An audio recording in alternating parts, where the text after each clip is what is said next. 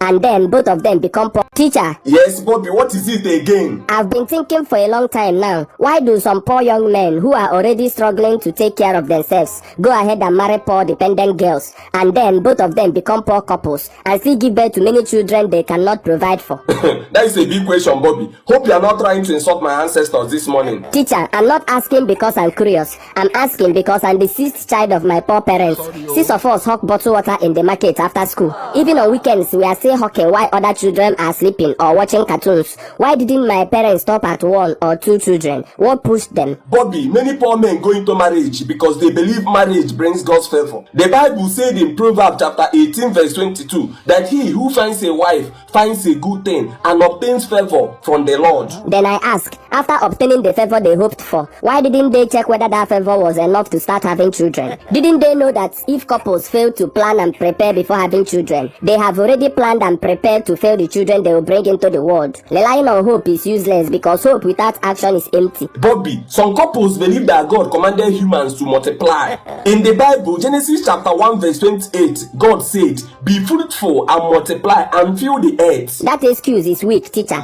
After all, God didn't say even if you are poor, scatter children everywhere. When couples give birth to the first child and see their condition is not improving, and then the second child comes and things get worse, why can't they stop there and use their common sense to reason that if God wanted them to multiply, he would first multiply their food instead of their poverty? But Bobby, look at it this way. If your parents stopped after their second child, would you even be in this class arguing with me today? Of course I wouldn't. Maybe I would be in America as the grandson of the president. In your dreams, maybe you will be the first son of a madman on the street. Never.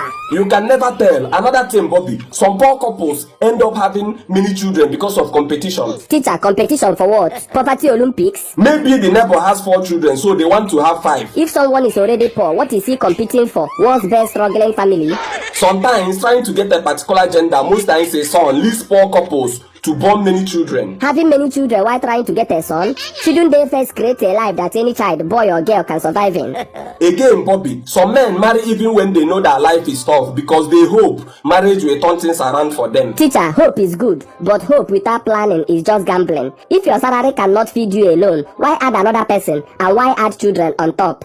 Bobby, don't forget that love is blind. Love is blind. People don't calculate when they are in love. But love is supposed to open its eyes after marriage. If love wants to stay blind, fine. But why should innocent children suffer because their parents refuse to use common sense? Bobby, some men also rush into marriage because of pressure. Family pressure, cultural pressure, village pressure, peer pressure. They fear being left behind by their peers and being called irresponsible. Teacher, pressure is not strong enough to force people into lifelong suffering. Why not resist the pressure and build a life first? Responsibility comes before reputation. Bobby, life is not always logical. People take risks. Some believe that once they marry, they will find a reason to work harder and succeed. Teacher, working harder is not the same as working wisely. My father works hard. He leaves the house early and comes back late and tired. Yet every day my family still shares one piece of meat like we are dividing inheritance. Hard work without planning leads nowhere. If hard work alone solved poverty, my family would be billionaires by now.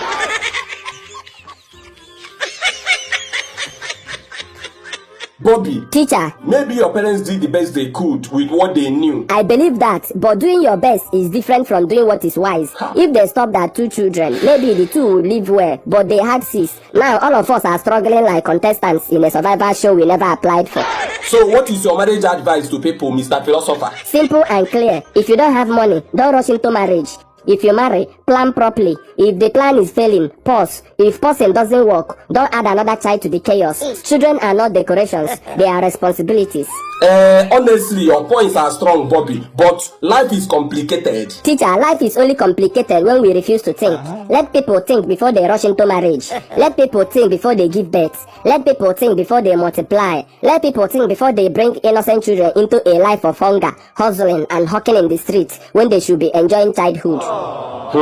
Bobby, you have worried my spirit today. Teacher, I'm only saying what many children like me cannot say. Parents should really think before giving birth. Children deserve better than hunger, struggle, and hawking under the sun. Anyway, if you can't cope with your family anymore, I'm ready to adopt you temporarily. God forbid.